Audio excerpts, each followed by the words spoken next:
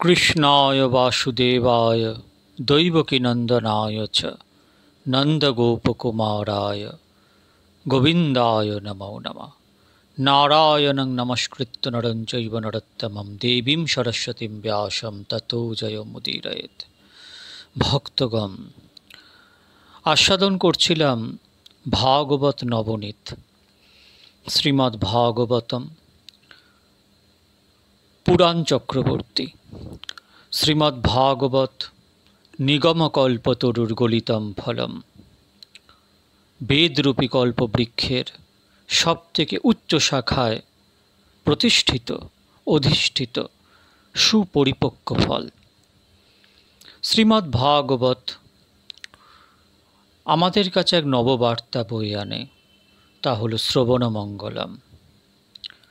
श्रीमद् भागवत एमन एक शास्त्र যেই শাস্ত্র শ্রবণ করার ইচ্ছা জাগলে চক্রপাণি ভগবান হৃদয়ে অবরুদ্ধ হয়ে যান। সেই শ্রীমদ্ ভাগবতের প্রথম স্কন্ধ আস্বাদন চলছে। মন দিয়ে ভাগবত কথা শ্রবণ করুন। আজকে আলোচ্য বিষয়, প্রথমেই আলোচ্য বিষয় ভাগবতের যথার্থ অধিকারী বক্তাকে, ভাগবতের যথার্থ অধিকারী শ্রোতাকে। ভাগবতের প্রথম স্কন্ধটিকে বক্তা শ্রোতার অধিকার লীলা বলা হয়ে থাকে। ভাগবত আচার্যগণ তিন প্রকারের বক্তা শ্রোতার কথা বর্ণনা করেছেন: উত্তম, মধ্যম, অধম। প্রথম, শ্রী শুকদেব মহারাজ উত্তম বক্তা, পরীক্ষিত उत्तम श्रोता। मध्यम, व्यासदेव जी महाराज मध्यम वक्ता, नारद जी मध्यम श्रोता। तृतीय, सूत जी हीन वक्ता, शौनक जी हीन श्रोता। एखाने हीन शब्द द्वारा तुच्छ बा हालका बोझानो हच्छे ना। श्री सुखदेव जी परीक्षित व्यासदेव जी नारद जीर तुलनाय ऊपरेर स्तरेर, और व्यासदेव जी नारद जी सूत जी शौनक जीर तुलनाय ऊपरेर स्तरेर श्रोता बक्ता। और सुखदेव जी व्यासदेव जी एवं सूत जी এই तीन বক্তাই आत्मज्ञानी महापुरुष। परीक्षित, नारद जी एवं शौनक मुनि এই তিনজনই उत्कृष्ट श्रोता। और सूत जी हीन बक्ता हलेও आमार चेये अनेक अनेक बड़ बक्ता। श्री सुखदेव जी के उत्तम बक्ता बलार कारण हलो तार मध्य ज्ञान, वैराग्य, भक्ति এই तीन परिपूर्ण रूपे बर्तमान। और व्यास जी नारद जीर मध्य ज्ञान और भक्ति परिपूर्ण रूपे बर्तमान। तबे श्री सुखदेव जीर मतो तीव्र वैराग्य व्यासदेवेर मध्य नेই। सुखदेव जीर तुलनाय तार वैराग्य किछुटा कम। व्यासदेव एवं नारद समाज संशोधनकारी सन्त, जार मध्य समाज संशोधन करार इच्छा बर्तमान। ताके कखनो यत्किंचित समयेर जन्य भगवानके विस्मृत हये समाजेर चिंताय ओ कल्याण साधने मन एकाग्र करते हय। সেই ভাবনা তার ভক্তিতে কখনো বিঘ্ন সৃষ্টি করতে পারে, সন্দেহ নেই। সমাজ সংশোধন করার ভাবনা খুবই ভালো ইচ্ছা, কিন্তু এরূপ ব্যক্তিকে কখনো হালকা বিষয়ের ও নীচ মনোভাব সম্পন্ন লোকদের সঙ্গে সঙ্গ করতেই হয়। আমার ধারণা আপনি হয়তো কখনো পেঁয়াজ রসুন খাননি, কিন্তু যে ব্যক্তি পেঁয়াজ রসুন সেবন করেন তাদের সঙ্গে বসলে বুঝতে পারবেন যে তাদের শরীর হতে পেঁয়াজ রসুনের দুর্গন্ধ বের হচ্ছে। সমাজ সংশোধন করার ইচ্ছাকারী ব্যক্তিকে কখনো কখনো দুর্জন ব্যক্তিদের সঙ্গেও সঙ্গ করতে হয়। তখন মনের মধ্যে ভেদ ভাবনা, যথা এ ব্যক্তি দুর্জন, এ ব্যক্তি সজ্জন, এটা আসবেই। ফলে পরম ভক্তি করার কিছু না কিছু বিঘ্ন হবেই। আর সাধারণ মানব সমাজে সংশোধন কি করতে সক্ষম, সেই অধিকারের জন্য সামর্থ্য ও যোগ্যতা থাকা চাই। একদিন এক ভক্ত আমাকে বলেছিলেন, লোককে সংশোধনের জন্য আমি সব করেছি। ও হে, তুমি মানুষকে কি সংশোধন করবে, যার নিজের জীবনই সংশোধিত নয়? নিজ স্বভাব ও নিজের গৃহের লোককে সংশোধন যিনি করতে সক্ষম নন, তিনি অপর ব্যক্তিকে, সমাজকে কি সংশোধন করবেন?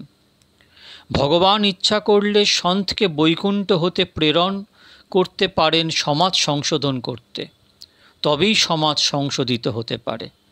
যথার্থ সন্ত মহাত্মাই সমাজকে সংশোধন করতে পারেন।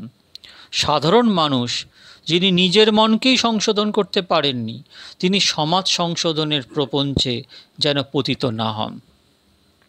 হ্যাঁ, সাধারণ মানুষ ভগবৎ কৃপায় এবং নিজ ব্যক্তিগত চেষ্টায় নিজের জীবনকে অবশ্যই সংশোধন করতে পারেন, আর তাই চেষ্টা করুন।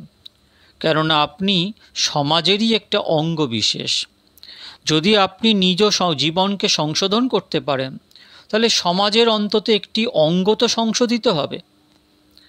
ব্যাস এবং নারদজির প্রবল ইচ্ছা হলো সমাজ সংশোধনের জন্য, ভালো কথা। কিন্তু একটু ভেবে দেখুন, শ্রীরাম শ্রীকৃষ্ণ জগতে এসেছেন স্বয়ং ভগবান হয়ে, তথাপি সমাজ এবং জগৎ পূর্ণাঙ্গীন রূপে সংশোধিত হয়নি। জগতের রূপটাই যে এরূপ, এটাও ভগবত ইচ্ছাতেই হচ্ছে, হবেও। যে কাজ করতে, অর্থাৎ জগৎকে সংশোধিত করতে স্বয়ং ভগবান ইচ্ছা করেননি, সেই কাজ জীব সম্পন্ন করে ফেলবে, এ অসম্ভব। তাই নিজ মনকে সংশোধন করুন, নিজ গৃহের লোককে সংশোধন করুন, নিজ প্রতিবেশীকে সংশোধন করুন। ব্যাসদেব এবং নারদ জ্ঞান ও ভক্তিতে পরিপূর্ণ, এতে কোনো সন্দেহ নেই। তাঁদের মধ্যে অভিমান নেই, কিন্তু উভয়ের মধ্যে সমাজ সংশোধন করার ভাবনা থাকায় বৈরাগ্য শুকদেবজির তুলনায় কম, আর তাই ভাগবত আচার্য তাদেরকে বক্তা শ্রোতা হিসাবে মধ্যম বলে গণ্য করেছেন। শুকদেবজির মধ্যে জ্ঞান ও বৈরাগ্য ভক্তি এই তিনই পরিপূর্ণরূপে বিরাজমান। এখানে একটি বিশেষ কথা হলো, শুকদেবজির মধ্যে যদিও সমাজ সংশোধন করার ইচ্ছাই ছিল না, তবুও তার ভাগবত কথা শ্রবণে অনেক অনেক জীবন সংশোধিত হয়েছে। তিনি ভগবানের প্রেরিত পুরুষ। শুকদেবজি মহারাজের স্বয়ং এরূপ বোধই হয়নি যে জগতের অধঃপতন হয়েছে কিনা, খারাপ হয়েছে কিনা। একদিন এক ব্রাহ্মণ সূর্যনারায়ণের বন্দনা করে বলছেন, হে সূর্যদেব, আপনার প্রকাশে অন্ধকার দূর হলো, আপনি আমাদের খুব উপকার করলেন। তখন সূর্যনারায়ণ স্মিত হাস্য করে বললেন, বলো তো অন্ধকার কোথায়? সূর্যনারায়ণ স্বয়ং প্রকাশ স্বরূপ, তিনি অন্ধকার দেখতে পান না। সূর্যের দৃষ্টিতে অন্ধকার বলে কিছু নেই।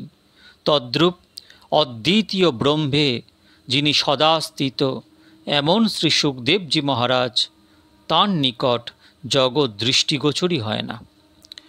আর তাই শ্রী শুকদেবের দৃষ্টিতে সজ্জন দুর্জন বলে কিছু নেই, তাঁর দৃষ্টিতে সব ব্রহ্মময়।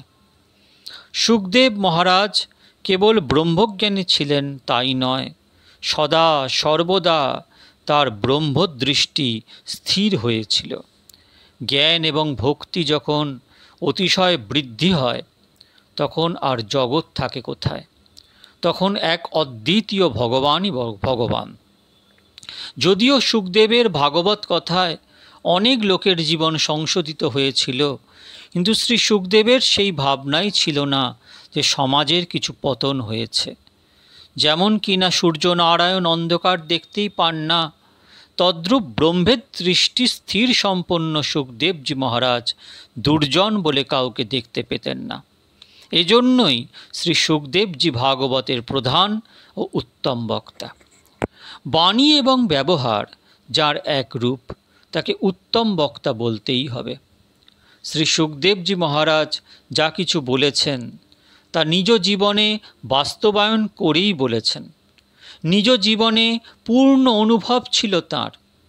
কোনো ভাগবত কথায় হাজার হাজার শ্রোতা উপস্থিত হলেই বক্তাকে উত্তম বক্তা বলা হবে তা নয়। বক্তার জ্ঞান, বৈরাগ্য, ভক্তি পূর্ণাঙ্গীন থাকা চাই। সেই বক্তার কথায় যদি শক্তি থাকে যা শ্রোতার হৃদয়কে প্রভাবিত করে, তাতেই শ্রোতার কল্যাণ হবার আশা থাকে। শ্রী সুখদেবজি মহারাজের জ্ঞান শব্দাত্মক ছিল না, ক্রিয়াত্মক ছিল। যার জ্ঞান শুধুমাত্র শব্দাত্মক, তিনি সাধারণ বক্তা মাত্র। ত্যাগ বিনা শব্দে শক্তি আসে না। যথার্থ সন্ত যখন বলেন, তিনি তা অনুভব করেই বলেন। অনুভবের মধ্যে এক দিব্য শক্তি বর্তমান থাকে। যেমন শ্রী সুখদেবজি মহারাজ উত্তম বক্তা, তদ্রূপ পরীক্ষিত উত্তম শ্রোতা। 5 প্রকার শুদ্ধি, যথা মাতৃশুদ্ধি, পিতৃশুদ্ধি, বংশশুদ্ধি, অন্নশুদ্ধি, আত্মশুদ্ধি, যার মধ্যে পরিপূর্ণ রয়েছে, তিনি উত্তম শ্রোতা। এই 5 প্রকার শুদ্ধি জীবনে উপস্থিত থাকলে তখন ভগবানের দর্শনের জন্য প্রবল ইচ্ছা জাগ্রত হয়ে থাকে। সাধারণ মানুষের চিত্ত মলিন বলেই সংসার তাদের নিকট প্রিয় বোধ হয়। মানুষ অনেকবার আঘাত পায়, সংসারে দুঃখী হয়, তবুও সেই সংসারই মিষ্টি লাগে, অর্থাৎ প্রিয় বলে মনে হয়। সংসার থেকে মন যেন বের হতেই চায় না। সাধারণ মানুষের মন যেন গোবরের পোকার মতো হয়ে থাকে। গোবরের পোকার নিকট গোবরই অতি প্রিয় খাদ্য। গোবরের পোকাকে গোবর থেকে বের করে নিয়ে সুগন্ধযুক্ত সুস্বাদু বরফি মিষ্টির ওপর রেখে দিলে গোবরের পোকা সেই বরফি খাবে না, তা ত্যাগ করে পুনঃ গোবরের ওপর চলে এসে দুর্গন্ধযুক্ত গোবরই সেবন করবে। তদ্রূপ সংসার আসক্ত জীব সংসারে অনেক জ্বালা, দুঃখ, যন্ত্রণা পেয়েও সেই সংসারই তার কাছে আনন্দ ও সুখপ্রাপ্তির স্থান হয়ে থাকে। সে ভাববে, ভগবান দর্শন করার প্রয়োজন কি, ভালোই তো আছি। অতি পাপ করলে, মন অশুদ্ধ হলে ভগবানের দর্শন করার ইচ্ছাই জাগ্রত হয় না। অনেক মানুষ আছেন যাদের প্রাতঃকালেই সংবাদপত্র পাঠ করার প্রবল ইচ্ছা হয়। অপেক্ষা করে থাকেন, এখনও সংবাদপত্র আসেনি, কখন আসবে, কখন আসবে। ওহে, প্রাতঃকালে ভগবানকে দর্শন করার ইচ্ছা হয় কি না ভেবে দেখুন। মন অশুদ্ধ হলে ভগবত দর্শনের ইচ্ছা হয় না। আর মাতৃশুদ্ধি, পিতৃশুদ্ধি, বংশশুদ্ধি, অন্নশুদ্ধি, আত্মশুদ্ধি হলে ভগবানকে দর্শনের প্রবল ইচ্ছা হয়। ভাগবতের প্রথম স্কন্ধের 11 অধ্যায়ে বলা হয়েছে যে পরীক্ষিতের এই 5 প্রকার বীজ শুদ্ধি পূর্ণাঙ্গীন রূপে ছিল। তারপর 12 অধ্যায় পরীক্ষিতের অদ্ভুত দিব্য জন্ম কথার বর্ণনা রয়েছে। প্রভু শ্রীকৃষ্ণের অতি প্রিয় ভাজন পঞ্চপাণ্ডবগণ ধর্ম প্রভুকে আশ্রয় করে জীবনযাপন করেছেন, আর সেই শুদ্ধ পবিত্র পাণ্ডব বংশে পরীক্ষিতের জন্ম হয়। এবার তার দিব্য ও অদ্ভুত জন্মকথা বর্ণনা করা হচ্ছে। শ্রী পরীক্ষিতের জন্মকথা। কৌরব পাণ্ডবদের যুদ্ধে শ্রীকৃষ্ণ পাণ্ডবদের পক্ষ গ্রহণ করেন, অথচ গীতায় ভগবান বলেছেন সমৌ অহং সর্বভূতেষু, আমি সবার মধ্যে সমভাবে অবস্থান করি। তাই ভগবান সকলেরই মিত্র, কারোর শত্রু নন। মহাভারত পাঠ করলেও মনে হয় ভগবান যেন সমভাব না রেখে পাণ্ডবদেরই প্রতি পক্ষপাতিত্ব করেছেন। এর জবাব হলো, ভগবান আসলে সম, তবুও ধর্মকে যারা আশ্রয় করেও এরূপ যারা ধর্মকে আশ্রয় করেন এরূপ ভক্তদের প্রতিপক্ষপাতিত্ব করেন। পাণ্ডবগণ যাতে বিজয়ী হন সেই ব্যবস্থা তিনি করেন তার অপযশ হওয়া সত্ত্বেও, আর এরূপ ধর্মপ্রাণ পাণ্ডব বংশে পরীক্ষিতের জন্ম হয়েছিল। কৌরব পাণ্ডব যুদ্ধে কৌরবদের বিনাশ হল। কৌরব সেনাদের মধ্যে অশ্বত্থামা, কৃপাচার্য এবং কৃতবর্মা এই 3 জন মাত্র অবশিষ্ট ছিল। বাকি সকলেরই বিনাশ হয়ে গেল।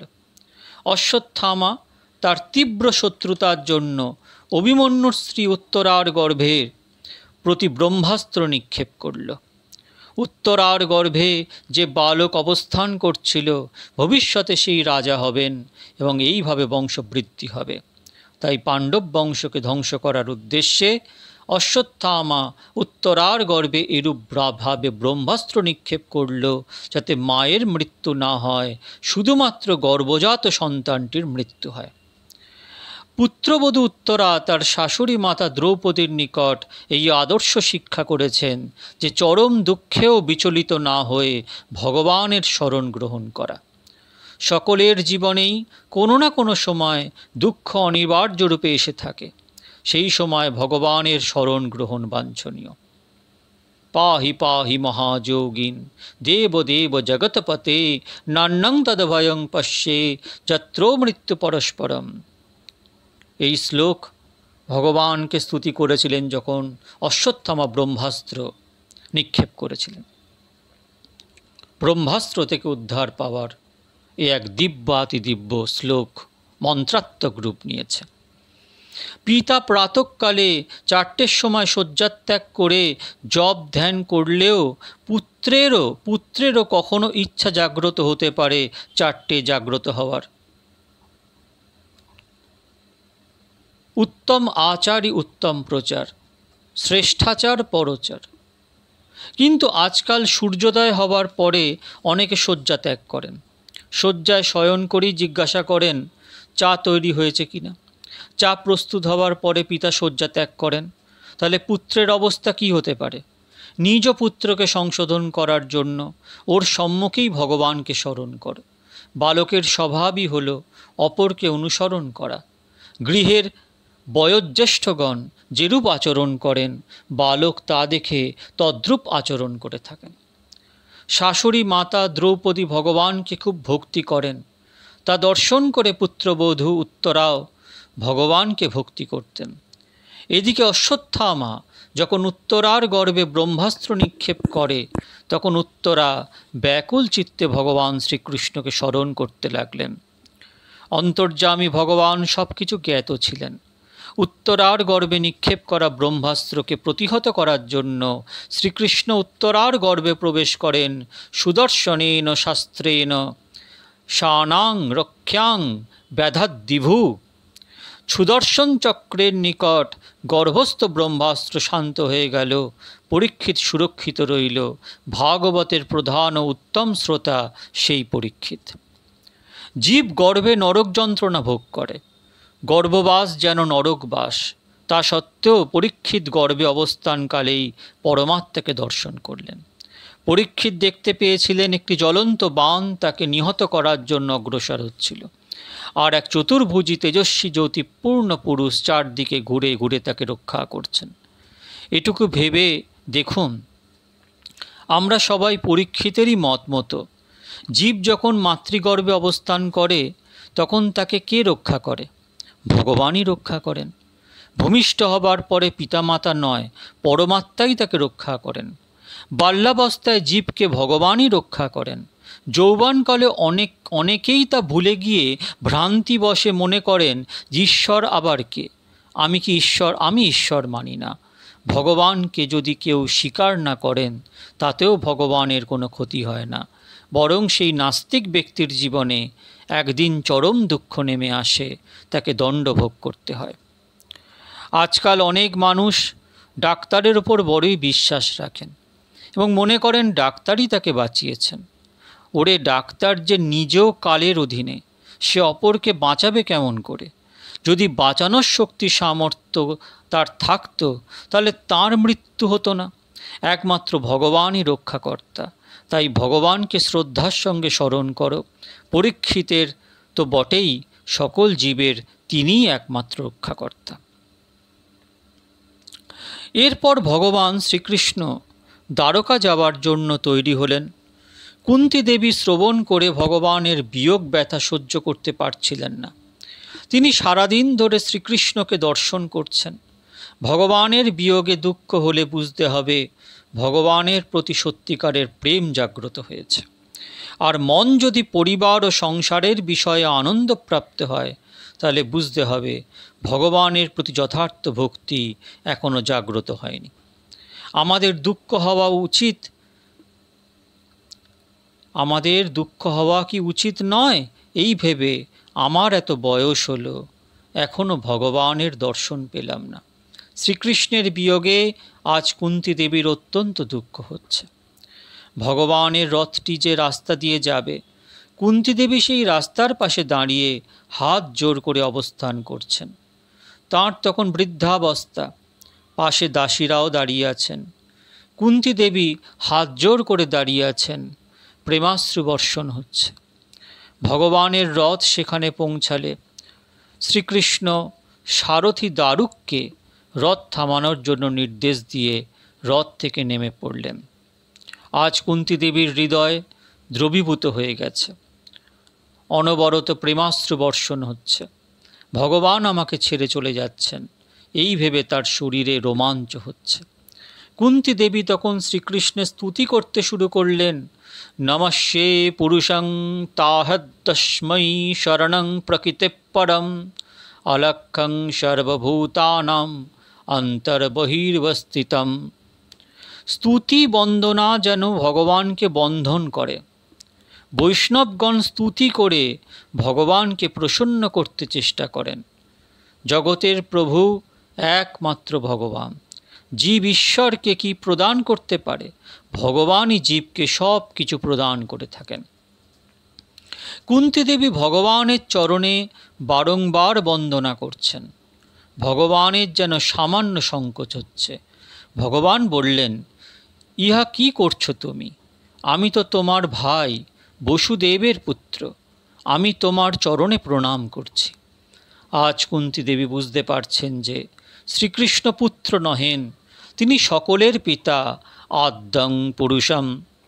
কুন্তী দেবীর মনে পূর্বে ভাবনা ছিল শ্রীকৃষ্ণ আমার ভাই, বসুদেবের পুত্র, কিন্তু আজ সেই ভাবনা বদলে গেছে। সাধারণ জীব ভগবানের উপকার ভুলে যায়। ভগবানই আপনাকে সুখ সমৃদ্ধি প্রদান করেছেন। সুখে দুঃখে কোনো অবস্থাতেই ভগবানকে ভুলতে নেই। আজ কুন্তী দেবীর স্মরণ হচ্ছে, আমার স্বামীর মৃত্যুর সময় আমার বালকগুলি অল্প বয়স্ক ছিল। আমি বিধবা অবস্থায় এই ছোট্ট বালকগুলিকে সঙ্গে নিয়ে জঙ্গলে জঙ্গলে ঘুরে বেড়াতাম। তখন আমার সঙ্গে কেউ আন্তরিকতার সঙ্গে কথা বলতো না। ভগবান আমাদের রক্ষা করেছেন। মিষ্টির সঙ্গে বিষ মিশিয়ে দুর্যোধন তো আমার পুত্র ভীমকে মিষ্টি খেতে দিয়েছিল তাকে মারবার উদ্দেশ্যে। ভীম তা খেয়ে ফেলেছিল, ভগবান তাকে রক্ষা করেছেন। দুর্যোধন অতি মূর্খ ছিল। তার ভাবনা ছিল দ্রৌপদী আমার দাসী, পাণ্ডবগণ আমার দাস হয়ে গেছে, তাই দ্রৌপদীকে নগ্ন করাতে হবে। দুঃশাসন দ্রৌপদীর শাড়ি ধরে টানতে লাগলো। আমার ভগবান দ্রুত এসে দ্রৌপদীকে সুন্দর শাড়ি প্রদান করলেন। দুঃশাসন ক্লান্ত হয়ে থেমে গেলেন। ভগবান দ্রৌপদীর লজ্জা নিবারণ করলেন। দুর্যোধন পাণ্ডবগণকে লাক্ষাগৃহে পুড়িয়ে মারার জন্য চেষ্টা করেছিলেন। হে ভগবান, তুমিই তাদেরকে রক্ষা করেছ। তোমার প্রতিটি উপকার আজ আমার স্মরণ আছে। তোমার চরণে প্রণাম করছি। তোমার কৃপাতে পাণ্ডবরা আজ সুখী হয়েছে। তুমিই আমাদের গৃহের শোভা। গৃহের শোভা ভগবান। যে গৃহে ভগবানের সেবা পূজা হয় না তা বস্তুত শ্মশান তুল্য। সে গৃহে জলপান করা উচিত নয়। সে গৃহ খুবই অশুদ্ধ।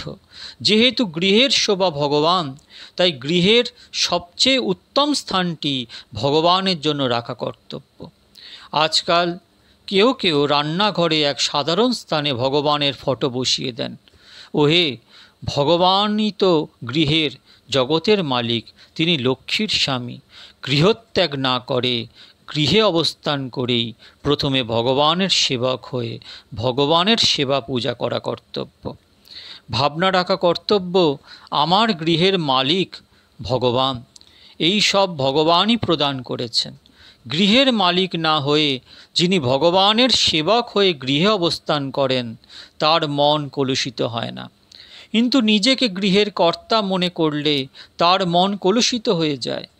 জীব নিজের শরীরেরও মালিক নয়, ধনের মালিক হবে কি করে? কুন্তী দেবী অনেকক্ষণ ধরে ভগবানের স্তুতি বন্দনা করেছেন। বন্দনাতে অন্য কোনো সাধনার প্রয়োজন নেই। জীবের বন্দনায় ঈশ্বর সহজেই প্রসন্ন হয়ে থাকেন। এই যে পুষ্প, তা ভগবানই সৃষ্টি করেছেন। পুষ্পের মধ্যে যে সুগন্ধ, তা ভগবানই প্রদান করেছেন। তিনি জগতের কর্তা, তাকে ভাবপূর্বক স্তুতি করা কর্তব্য। শ্রীমদ্ ভাগবতের প্রথম স্কন্ধের ৮ম অধ্যায়ের ৪৩তম শ্লোকে বলা আছে, শ্রীকৃষ্ণ কৃষ্ণ সখো বিষ্ণু স্বভাবনি ধৃগ রাজন্য বংশ দহনান অপবর্গ বীর্য গোবিন্দ গোদীজ সুরাতির হরাবতার যোগেশ্বরার অখিল গুরু ভগবান নমস্তে। কুন্তী দেবী নিবেদন করছেন, তুমি যা ভালো মনে করো তাই করো ভগবান, আমি তোমার চরণে প্রণিপাত করছি। কুন্তী দেবীর আন্তরিক প্রেম ভক্তিতে ভগবান প্রসন্ন হলেন। দ্বারকা গমনের জন্য প্রস্তুত হয়েছিলেন, কিন্তু ভগবান আবার কুন্তী দেবীর সঙ্গে রাজমহলে আগমন করলেন। তখন কুন্তী দেবীর কী আনন্দ! তিনি ভাবলেন, আমার ওপর ভগবানের অনেক কৃপা, আমার ওপর কৃপা করেই ভগবান এখানে আগমন করেছেন। তখন অর্জুন ভাবলেন, আমার ওপর শ্রীকৃষ্ণের অত্যন্ত প্রেম, তাই দ্বারকা না গিয়ে এখানে এসেছেন। গতকাল ভগবান যখন আমাকে বলেছেন কাল আমি দ্বারকা যাচ্ছি, তখন আমার অশ্রু বিসর্জন হচ্ছিল। ভগবান তা দর্শন করেছিলেন। অর্জুন মহান বীর। ভগবান দ্বারকা চলে যাবেন শ্রবণ করে অর্জুন বালকের মতো কেঁদে ফেলেছিলেন। অর্জুন ভাবলেন, ভগবান আমার জন্যই ফিরে এসেছেন। দ্রৌপদী একদিন নিজের শাড়ি কাপড়টি ছিঁড়ে শ্রীকৃষ্ণের আঙুলে বেঁধে দিয়েছিলেন। দ্রৌপদী ভাবলেন, আমার জন্যই ভগবান ফিরে এসেছেন। সুভদ্রা দেবী ভাবলেন, আমি তো শ্রীকৃষ্ণের ছোট বোন, তাই আমার ওপর তার বড়ই স্নেহ। আমার পুত্র অভিমন্যুর মৃত্যুতে আমি শোকগ্রস্ত, তাই আমার দুঃখ নিবারণের জন্য ভগবান ফিরে এসেছেন। সবাই ভাবছেন আমার জন্যই ভগবান ফিরে এসেছেন। আসলে ভগবান লৌকিক সম্বন্ধ স্বীকার করেন না, কেবলমাত্র প্রেম সম্বন্ধকে তিনি সবচেয়ে বেশি গুরুত্ব প্রদান করেন।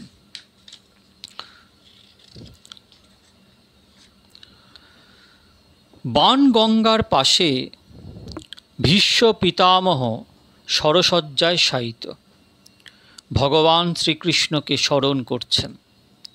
কুরুক্ষেত্রে তীর্থ পর্যটনে যারা গমন করেছেন তারা হয়তো কুরুক্ষেত্রে বাণগঙ্গা সম্বন্ধে অবগত আছেন। যে স্থানে কৌরব পাণ্ডবগণের যুদ্ধ হয়েছিল, সেই কুরুক্ষেত্রে শ্রীকৃষ্ণ অর্জুনকে গীতার উপদেশ প্রদান করেছিল। সেই স্থান পরম পবিত্র দিব্যভূমি। কুরুক্ষেত্রের যুদ্ধ চলাকালে ক্ষত্রিয় মহাবীর ভীষ্ম রথ হতে পতিত হন। সরসজ্জায় শয়ন করে আছেন, তার জল পিপাসা পেয়েছিল। তখন দুর্যোধন স্বর্ণপাত্রে পানীয় জল নিয়ে আসলে ভীষ্ম পিতামহ সেই পাপীর হাতের জল পান করেননি। ভীষ্ম পিতামহ বলেন, অর্জুন কোথায়? অর্জুন কোথায়? অর্জুনকে স্মরণ করলেন। অর্জুন সেখানে তড়িৎ গতিতে আগমন করে ভীষ্মকে প্রণাম করে জিজ্ঞাসা করলেন, আমি আপনার কি সেবা করতে পারি? ভীষ্ম পিতামহ বলেন, পুত্র খুবই পিপাসা পেয়েছে। তখন অর্জুন বাণ নিক্ষেপ করলেন। পাতাল গঙ্গার ধারা উপরে উঠে এলো, তাই সেই ধারার নাম হয় বাণগঙ্গা। কুরুক্ষেত্রে বাণগঙ্গা আজও রয়েছে। ভীষ্ম পিতামহ গঙ্গার পুত্র। সেই বাণগঙ্গার ধারা ভীষ্ম পিতামহের মুখে পতিত হয়েছিল। তার মৃত্যুর সময় অনেক মহান ঋষি মহাত্মাগণ ভীষ্ম পিতামহকে দর্শন করার জন্য এসেছিলেন। পুণ্যবান ব্যক্তির মৃত্যু মঙ্গলময় হয়ে থাকে। মহান পুণ্যবান সন্তের জন্ম সাধারণ মানুষের মতো হলেও মৃত্যু মঙ্গলময় হয়ে থাকে। তাই সন্তগণের মৃত্যুর পুণ্যতিথিতে উৎসব পালন করা হয়ে থাকে। ভগবানের আবির্ভাব তিথি জন্মদিন উৎসব রূপে পালিত হয়। যেমন শ্রীরাম যে তিথিতে আবির্ভূত হয়েছিলেন, সেই তিথিতে রাম নবমী পালিত হয়। শ্রীকৃষ্ণের জন্মতিথিতে জন্মাষ্টমী ব্রত পালন হয়, কিন্তু তাদের স্বধাম গমনের তিথি উৎসব রূপে পালিত হয় না। সন্তের মৃত্যু দিবস মঙ্গলময় দিবস হিসেবে পালিত হয়ে থাকে। জ্ঞানী ভীষ্ম পিতামহ একজন মহান সন্ত ও ভক্ত ছিলেন। যখন তিনি রথ হতে পতিত হয়েছিলেন তখন কালরূপী মৃত্যু তার নিকট আসলে ভীষ্ম পিতামহ কালকে বলেন, তোমার সঙ্গে আমি যাব না, আমি ভগবানের সঙ্গে যাব। আমি তোমার অধীনে নই, এখান হেতে চলে যাও। কি সামর্থ্যবান সন্ত ছিলেন পিতামহ ভীষ্ম। যে ব্যক্তি কামের অধীন হয়ে থাকে তাকে কালের অধীন হতে হয়, কিন্তু যে ব্যক্তি ধীরে ধীরে নিজের সংযম ও ভক্তি বৃদ্ধি করেন তার কাম বিনাশ হয়ে যায়। ভীষ্ম পিতামহ আজন্ম ব্রহ্মচারী, তিনি কামকে বিনাশ করেছিলেন। মৃত্যুরূপী কালকে তিনি বলেন, এখান হতে চলে যাও, আমি তোমার অধীন নই। যিনি কালের ওপর বিজয় প্রাপ্তি করেছিলেন, যিনি মহাজ্ঞানী ও ভক্ত, সেই ভীষ্ম পিতামহ কিরূপে শরীর পরিত্যাগ করে ভগবদ্ধামে গমন করতে যাচ্ছেন তা দর্শন করার উদ্দেশ্যে সেখানে মহান ঋষি সন্ত মহাত্মাগণ আগমন করেছিলেন। পর্বত নারদ ধৌম ভগবান বাদরায়ণ বৃহদস্য ভরদ্বাজ শশিষ্য রেণুকাসুত বশিষ্ঠ ইন্দ্র প্রমদস্ত্রীত গৃৎসমোদোহোষিত কক্ষিবান গৌতমস্ত্রিশ্চ কৌশিকো হত সুদর্শন। পরশুরাম, ব্যাসদেব আরও অনেক মহান সন্ত সেখানে আগমন করেছেন। ভীষ্ম পিতামহ সবাইকে বন্দনা করে বলেন, আমার উপর আপনাদের অনেক কৃপা, আপনারা এসেছেন, কিন্তু এখন পর্যন্ত তো আমার শ্রীকৃষ্ণ এলেন না। ভগবান শ্রীকৃষ্ণ আমাকে আশ্বাস দিয়ে বলেছেন, অন্তকালে আমি আসব। অন্তকালে শরীরে কফ পিত্ত বাতের অধিক প্রকোপ হয়ে থাকে, তাই আমি ভগবানকে প্রার্থনা করেছিলাম অন্তকালে যেন প্রভু আমার সঙ্গে থাকেন।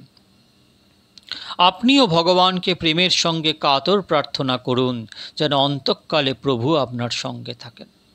শরীরে বল ও সামর্থ্য যখন পূর্ণভাবে থাকে তখন কোনো কোনো মানুষ ভগবানকে ভুলে নিজের অহংকার বশে নিজেকে অত্যন্ত ক্ষমতাশালী মনে করেন। সেই অবস্থায় এরূপ ব্যক্তিদের অশুভ বুদ্ধি তাদের ভুল পথে পরিচালিত করে। কিন্তু শরীরের বল ও সামর্থ্য ঠিক থাকাকালে নিরহংকারী হয়ে জীবনের সব সময়ই ভগবৎ স্মরণ করা উচিত, তাতে সঠিক সময়ে শুভবুদ্ধির উদয় হয়। ভীষ্ম পিতামহ ব্যাকুল হয়ে যখন প্রার্থনা করছিলেন, ভগবান শ্রীকৃষ্ণ পঞ্চপাণ্ডবগণকে সঙ্গে নিয়ে ভীষ্ম পিতামহের নিকট উপস্থিত হলেন। ভগবান ধর্মরাজ যুধিষ্ঠিরকে বলেন, ভীষ্ম মহান জ্ঞানী, যদি কিছু জ্ঞান লাভ করতে হয় জিজ্ঞাসা করো। শ্রীকৃষ্ণকে দর্শন করে ভীষ্ম পিতামহ তাকে শ্রদ্ধা ভরে প্রণাম করে বাষ্পরুদ্ধ কণ্ঠে ধর্মরাজকে উদ্দেশ্য করে বলেন, আমার বংশের প্রদীপ যুধিষ্ঠির ধর্মের মূর্তি, কত ভাগ্যবান। বড় বড় যোগী মহাত্মা যার দর্শনের জন্য ব্যাকুল, সেই পরমাত্মা শ্রীকৃষ্ণ এই যুধিষ্ঠিরের গৃহে অবস্থান করছেন। ভগবান তাকে আপন করে নিয়েছেন। ভীষ্ম পিতামহ আশীর্বাদ প্রদান করে বলেন, চিন্তা করছো কেন? ভগবান তোমার গৃহে অবস্থান করছেন, তুমি শুধুমাত্র এক নিমিত্ত। আমার মৃত্যুকে মঙ্গলময় করার জন্য ভগবান এখানে এসেছেন। সদেব দেব ভগবান প্রতীক্ষতাম কলেবরং যাবদীদং হিন্নম হন্মন্নম প্রসন্নাহাসারুণোল্লোচন উল্লসম মুখাম্বুজো ধ্যানপতশ্চতুর্ভুজ। শ্রীমদ্ভাগবত প্রথম স্কন্দের নবম অধ্যায়ের 24তম শ্লোক। ভগবান শ্রীকৃষ্ণ প্রীতির সঙ্গে ভীষ্ম পিতামহকে দর্শন করে মর্যাদা অনুসারে স্বয়ং হাত জোড় করে বললেন, ভীষ্ম বয়োবৃদ্ধ, মহান জ্ঞানী, পরম ভগবত ভক্ত। ভীষ্মজি ভগবানের বন্দনা করছেন। ভগবান হাত জোড় করে আছেন। ভগবান এবং ভক্ত উভয়ের চক্ষুর দৃষ্টি যখন এক হয় তখনই যথার্থ দর্শন এবং যথার্থ আনন্দ হয়। ভগবান ভীষ্মকে বলেন, ধর্মরাজ আপনার নিকট কিছু জিজ্ঞাসা করতে চাইছেন, আপনি তা বুঝিয়ে বলুন। ভীষ্ম পিতামহ বললেন, যা জিজ্ঞাস্য তা সে জিজ্ঞাসা করতে পারে। কিন্তু আমার মনে সামান্য সন্দেহ রয়েছে, তা কাকে জিজ্ঞাসা করতে পারি? ভীষ্ম মহান জ্ঞানী ছিলেন, তাই সকলেই আশ্চর্য হলেন, মহান জ্ঞানীর মনে সন্দেহ আসে কী করে? ভীষ্ম এমন মহাবীর, জ্ঞানী এবং ভক্ত ছিলেন, যিনি যুদ্ধে ভগবানকেও পরাজিত করেছিলেন। জীব অভিমান ত্যাগ করে যদি সদা ভগবানকে অখণ্ড রূপে স্মরণ করেন, ভক্তি করেন, তাহলে ভগবান নিজের চেয়েও ভক্তকে বড় করে প্রদর্শন করান। যেন আমার পরাজয় হলো, ভক্তের জয় হলো। ভীষ্ম পিতামহ ভগবানকে পরাজিত করেছিলেন, জগতে ভক্তের কীর্তি ভগবান প্রদর্শন করেছেন। এমন মহান জ্ঞানী ও ভক্ত ভীষ্ম পিতামহ ভগবানকে জিজ্ঞাসা করেন, জীবনে আমি কখনো শরীর ও মন দ্বারা পাপ করিনি। আমি পবিত্র গঙ্গাজির পুত্র, আপনি তো অন্তর্যামী, নারায়ণ, সব কিছু অবগত আছেন। আমি যৌবনকালেও পাপ করিনি। যৌবনকাল বড়ই বিপজ্জনক। যৌবনকালে কেউ কেউ পাপ করে থাকেন। যৌবনকালে পরম পবিত্রতা ও সরলতার সঙ্গে নিষ্পাপ জীবনযাপন করেছেন সংসারে এমন ব্যক্তি খুব কম। ভীষ্ম পিতামহের কথা শ্রবণ করে প্রভু স্মিত হাস্য হয়ে করে বললেন, তা ঠিক, সেজন্যই আপনার সঙ্গে সাক্ষাৎ করতে এসেছি। ভগবান অর্জুনকে যখন কুরুক্ষেত্রের যুদ্ধক্ষেত্রে গীতা শ্রবণ করান, তখন অর্জুনকে সম্বোধন করে বলেছিলেন, তুমি নিষ্পাপ, তুমি পবিত্র। ভীষ্ম পিতামহ করজোরে জিজ্ঞাসা করেন, পাপের ফল দুঃখ। আমি পাপ করিনি, কিন্তু অন্তঃকালে কেন এই শাস্তি ভোগ করতে হচ্ছে? ভীষ্ম তখন শরশয্যায় শয়ন করেছিলেন। অর্জুন অনেক স্বর নিক্ষেপ করেছিলেন তার উপর।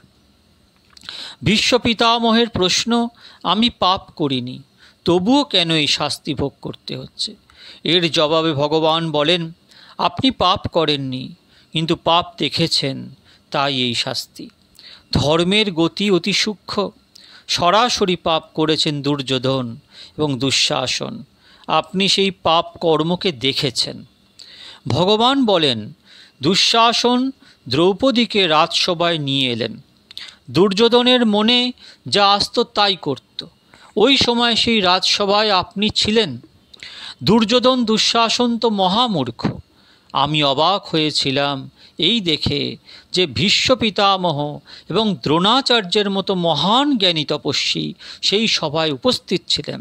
তাঁদের সম্মুখে এক মহান পতিব্রতা আর্য নারী আপনারই গৃহের পৌত্রবধূকে বস্ত্রহীন করার চেষ্টা করা হয়েছিল।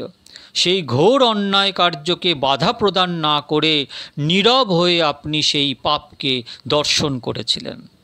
যে ব্যক্তি পাপকে দর্শন করে তাকেও শাস্তি ভোগ করতে হয়। পাপ দেখতে নেই, শুনতে নেই, এমনকি অপরের পাপ নিজ জিহ্বা দ্বারা উচ্চারণ করতে নেই। দ্রৌপদীর আর্ত প্রার্থনায় ভগবান স্বয়ং বস্ত্ররূপ ধারণ করে দ্রৌপদীর লজ্জা নিবারণ করলেন। শুধুমাত্র দ্রৌপদী তখন শ্রীকৃষ্ণকে দর্শন করতে পেরেছিলেন। ভীষ্ম বা অন্য কোনো কেউ প্রত্যক্ষ করতে সক্ষম হননি। ভীষ্ম পিতামহ শ্রীকৃষ্ণের বক্তব্য স্বীকার করে নিয়ে বলেন যে দুর্যোধনের প্রদত্ত অশুদ্ধ আহার সামগ্রী গ্রহণ করার ফলে তখন তার বুদ্ধিভ্রষ্ট হয়েছিল। পরিণামে কর্মফল তাকে ভোগ করতে হলো। এমন শাস্তির দৃষ্টান্ত জগতে আজ পর্যন্ত দেখা যায়নি। এবার পরমাত্মা শ্রীকৃষ্ণের প্রেমপূর্ণ দৃষ্টিতে ভীষ্মের স্বরাঘাতজনিত বেদনার উপশম হল। তখন তিনি ধর্মরাজকে মহাভারতের শান্তি পর্বে, অনুশাসন পর্বে বর্ণিত স্ত্রীধর্ম, রাজধর্ম, আপদ ধর্ম, মোক্ষ ধর্মের উপদেশ প্রদান করেন। তারপর ধর্মরাজ ভীষ্ম পিতামহকে জিজ্ঞাসা করেন, পরম ধর্ম কী? জীব কার নাম জপ করলে জন্মমরণরূপী জাগতিক বন্ধন হতে মুক্তি লাভ করতে পারে? কো ধর্ম সর্বধর্মানাং ভবতঃ পরমো মতঃ কিং জপন মুচ্যতে জন্তুর জন্ম সংসার বন্ধনাৎ। এই জবাবে ভীষ্ম পিতামহ বলেন, শঙ্খচক্র গদাপদ্মধারী ভগবান বিষ্ণু সহস্রনাম, তার যে বিষ্ণু সহস্রনাম পাঠ করলে পরম ধর্ম পালিত হয়। ভীষ্ম পিতামহ বিষ্ণু সহস্রনাম শ্রবণ করালেন। ভগবানের নামে অলৌকিক দিব্য শক্তি রয়েছে। বেদান্ত মতে ব্রহ্মজ্ঞানী সন্তকেও প্রারব্ধ ভোগ করতে হয়। ভোগ দ্বারা প্রারব্ধ নাশ হয়ে থাকে। প্রারব্ধানাং ভোগাদেব ক্ষয়ঃ। মহান জ্ঞানী সন্তের জীবনেও সুখ দুঃখ মান অপমান এসে থাকে, কিন্তু তারা মনকে শান্ত রেখে তা সহন করে থাকেন। প্রারব্ধ বড়ই বলবান, কিন্তু প্রারব্ধ হতেও শ্রীহরির নাম অধিক বলবান। মেয়েটা তো কঠিন কুয়ঙ্ক ভালেকে, অর্থাৎ ভগবানের নামে এত দিব্য শক্তি যে কপালের প্রারব্ধ নাশ হয়ে যায়। সতত ভগবানের নাম জপ পরম তীব্র ভক্তি দ্বারা প্রারব্ধ নাশ হয়ে যায়, তবে সাধারণ ভক্তি দ্বারা প্রারব্ধ নাশ হয় না। তীব্র ভক্তির অর্থ হল সতত ভক্তি করা। যে ব্যক্তি সতত অর্থাৎ অখণ্ডভাবে ভগবানকে পরম ভক্তি করেন তার প্রারব্ধ নাশ হয়।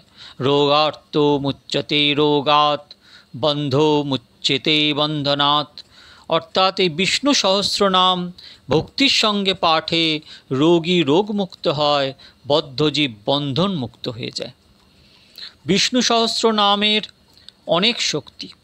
এই ভাগবত কথা শ্রবণের পরে আপনি প্রেম ভক্তির সঙ্গে বিষ্ণু সহস্রনাম পাঠ করুন। বিষ্ণু সহস্রনামের উপর ভগবান শ্রী শঙ্করাচার্য স্বামী ভাষ্য লিখেছেন। এই বিষ্ণু সহস্রনাম তার অতিশয় প্রিয় ছিল। পথে চলার সময় তিনি বিষ্ণু সহস্রনাম পাঠ করতেন। তিনি প্রতিটি নামের দিব্য অর্থ করেছেন। আপনি বিষ্ণু সহস্রনাম পাঠ করুন, আপনার কল্যাণ হবে। একবার দুপুরে ভোজন করার পূর্বে এবং একবার রাত্রে শয়নের পূর্বে ইহা অন্তত দুবার প্রত্যহ পাঠ করুন। 12 বছর নিয়মিত রূপে প্রত্যহ দুবার বিষ্ণু সহস্রনাম পাঠ করলে বিশেষ অনুভব হবে। যে কোনো সৎকর্ম একটানা 12 বছর করলে এতে বিশেষ শক্তি লাভ হয়, সিদ্ধ হবার সম্ভাবনা থাকে। অনুষ্ঠানকে 12 বছর ধরে করার নিয়ম। জীবনে বিশেষ কোনো সুখ দুঃখের প্রসঙ্গ এলেও ভগবত ভক্তি ত্যাগ করা উচিত নয়। মানুষ সুখ দুঃখে আহার পরিত্যাগ করে না, তাই ভগবত ভক্তি কেন ত্যাগ করা? সংসারের সুখ দুঃখ আকাশে বাদলের মতো, মেঘ আসে আবার চলে যায়, সুখ আসে আবার চলে যায়। তাই সুখ দুঃখকে বিশেষ গুরুত্ব প্রদান করা উচিত নয়। 12 বছর নিয়মপূর্বক বিষ্ণু সহস্রনাম পাঠ করলে 12 বছর পরে এক বিশেষ ফল অনুভব হবে। এতে কোনো সন্দেহ নেই যে বিষ্ণু সহস্রনামে এক দিব্য শক্তি রয়েছে। রাত্রে শয়নের পূর্বে বিষ্ণু সহস্রনাম পাঠ করুন। বৈষ্ণব ভগবানকে স্মরণ করে শয়ন করুন। রাত্রে ভক্তি করার বিশেষ প্রয়োজন রয়েছে। রাত্রে যে ব্যক্তি ভগবত ভক্তি করেন না, কাম এবং পাপ তাকে আক্রমণ করতে আসে। ভগবানকে স্মরণ করে শয়ন করলে নিদ্রাও ভক্তি হয়ে যায়। চক্ষু দ্বারা ভগবানকে দর্শন করো, মন দ্বারা তাকে স্মরণ করো, কর্ণ দ্বারা তাকে শ্রবণ করো, জিহ্বা দ্বারা ধীরে ধীরে বলো ওম বিষ্ণুং বিষ্ণুর বশটকারো ভূতভব্য ভবৎপ্রভু। ভীষ্ম পিতামহ ভগবান শ্রীকৃষ্ণকে চক্ষু দ্বারা দর্শন করে মন দ্বারা তাকে হৃদয়ে স্থাপন করে আত্মস্বরূপে নারায়ণের সতত দর্শন করছেন। দর্শনের যথার্থ এই হলো অর্থ। চক্ষু দ্বারা দর্শন করে মন দ্বারা তাকে নিজ হৃদয়ে স্থাপন করে তদাত্ম হয়ে থাকা। তারপর ভীষ্ম পিতামহ চক্ষু বন্ধ করে ভগবানের স্তুতি করতে লাগলেন। ইতিমতিরূপকল্পিতা বিতৃষ্ণা ভগবতী সাত্তত পুঙ্গবে বিভুম্নি সসুখমুপগতে কচিদ্দীর্হতুং প্রকৃতি মুপেয়ুষি যৎ ভবপ্রবাহ। শ্রীমদ্ ভাগবতের প্রথম স্কন্দের 9ম অধ্যায়ের 32তম শ্লোক। ভীষ্ম পিতামহ বললেন, ভগবান কৃপা করে আমার জন্যই এসেছেন। আমি ভগবানকে কি অর্পণ করতে পারি? এখন আর আমার মনের কোনো প্রয়োজন নেই। আমার বুদ্ধি এবং মন আপনাকে অর্পণ করে দিচ্ছি। সাধারণ জীব যখন ভগবানকে কিছু অর্পণ করে থাকে তখন তা গ্রহণ করতে ভগবানের সংকোচ হয়, কেননা সাধারণ জীব ভগবানকে যা অর্পণ করে তার চেয়ে অনেক বেশি প্রাপ্তির ইচ্ছা নিয়ে অর্পণ করে। এটাও জীবের স্বভাব। ভগবান খুব কম গ্রহণ করেন, কিন্তু প্রদান করেন অনেক বেশি। ভীষ্ম পিতামহ অর্পণ করতে চাইছেন, কিন্তু কিছু প্রাপ্তির ইচ্ছায় নয়। তখন তার মন পূর্ণ নিষ্কাম, বুদ্ধি পূর্ণ নিরপেক্ষ। ভীষ্ম তার নিষ্কাম মন, নিরপেক্ষ শুদ্ধ বুদ্ধি ভগবানের চরণে অর্পণ করে দিয়ে চিরতরে তার শরণে চলে গেলেন। বিশ্বস্তুতি বিচার করলে একথা বুঝতে পারা যায় যে ভক্তি মৃত্যুকে মঙ্গলময় করে দেয়। জ্ঞান এবং যোগ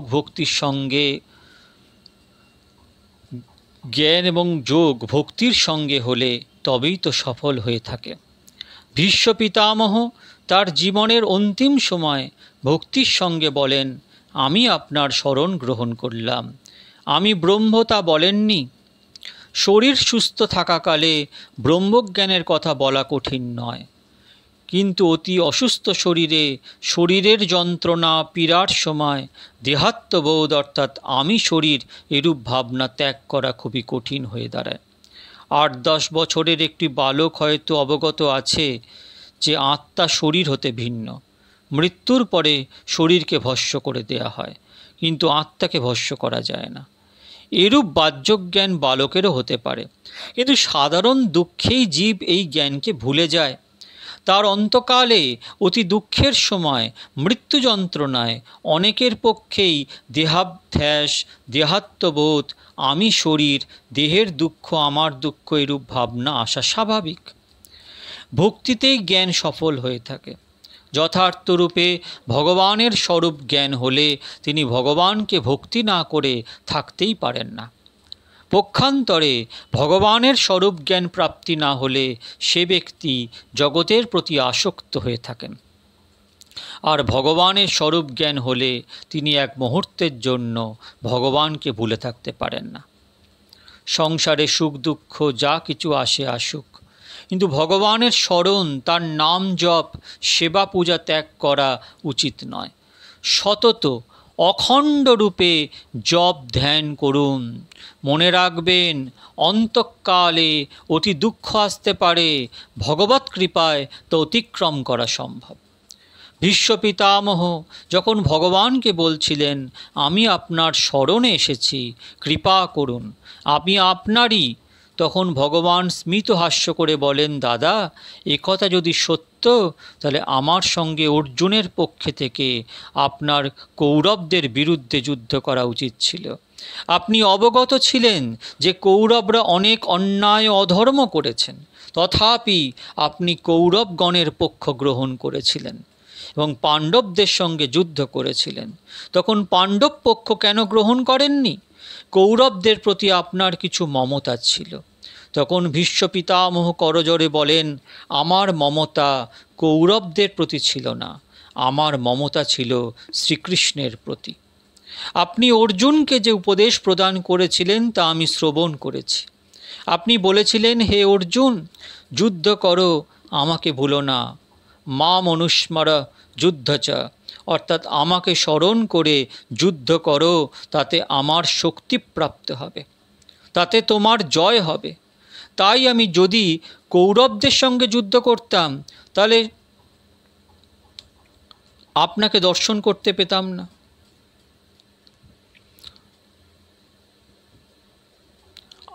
আমার মমতা কৌরবদের প্রতি ছিল না, আপনার প্রতিই ছিল। পার্থসারথী শ্রীকৃষ্ণের স্বরূপটি আমার খুবই প্রিয় লাগে। আপনার এক হস্তে লাগাম, এক হস্তে চাবুক, এক হস্তে জ্ঞানমুদ্রা আমি স্পষ্ট দর্শন করেছি। সদা আপনার কৃপাহস্ত অর্জুনের মস্তকের ওপর থাকত। এই যুদ্ধে পাণ্ডবগণের বিজয় হোক, জয়োস্তু পাণ্ডবপুত্রানাং, ইহা বলেই আমি বাণ নিক্ষেপ করেছিলাম। ভগবান ভীষ্ম পিতামহের সুন্দর বিনীত বচন স্তুতি শ্রবণ করে স্মিত হাস্য করলেন। ভক্তি যখন অতিশয় বৃদ্ধি হয় তখন ভক্ত ভগবানের ভেদভাব তিরোহিত হয়ে যায়। ভক্ত এবং ভগবান তখন এক হয়ে যান। প্রতিদৃশমিব নৈকধার্কমেকং সমদিগ্গত হুস্মি বিদ্যুত বেদ মহা। শ্রীমদ্ভাগবত 1:9-42। ভীষ্ম পিতামহের ভক্তি তার অন্তিম সময় অতিশয় বৃদ্ধি হওয়ায় ভগবানের সঙ্গে এক হয়ে গেলেন। ভেদভাব বিনাশ হয়ে গেল। তখন তিনি ভিতরে বাইরে, ডানে বামে, সম্মুখে সর্বত্র এক অদ্বিতীয় নারায়ণকে দর্শন করতে লাগলেন। তখন তার নিকট আর পৃথক রূপে জগৎ রইল না। তিনি দর্শন স্মরণ পূর্ণ তন্ময় হয়ে গেলেন। ভীষ্ম পিতামহ শ্রীকৃষ্ণের চরণে চিরতরে লীন হয়ে গেলেন। আকাশে দেবতা গন্ধর্বগণ পুষ্পবর্ষণ করতে লাগলেন, দুন্দুভি বাজাতে লাগলেন। এমন মহান ভগবত ভক্ত জগতে হননি, আর হবেনও না। কি পরম সদ্গতি প্রাপ্তি হল! বাণগঙ্গার তীরে উত্তরায়ণে শ্রীকৃষ্ণকে দর্শন করে তার শ্রীচরণের চিরলীন হলেন। ধর্মরাজ যুধিষ্ঠিরের একটু দুঃখ হলো, পিতামহ আমাদেরকে ছেড়ে চলে গেলেন। উপস্থিত সকলে সেই দৃশ্য দর্শন করে খুব আশ্চর্য হলেন। ধর্মরাজ বিধিমতো শ্রাদ্ধ সৎকার কার্য সুসম্পন্ন করলেন। তারপর ভগবান শ্রীকৃষ্ণ ধর্মরাজ্য স্থাপন করে দ্বারকায় চলে গেলেন। ভক্তগণ, শ্রীমদ্ ভাগবতের প্রথম স্কন্ধে আজকে এই ভীষ্মস্তুতি, ভীষ্মের মহিমা কীর্তন করে আজকে এখানেই ভাগবত বার্তাকে শান্ত করছি। পরের দিন প্রথম স্কন্ধে এরপর থেকে ভাগবতীয় বার্তাকে আস্বাদন করব। ভালো থাকবেন। হরে কৃষ্ণ কৃষ্ণ কৃষ্ণ হরে হরে, হরে রাম রাম রাম হরে হরে। নিতাই গৌর হরি বল।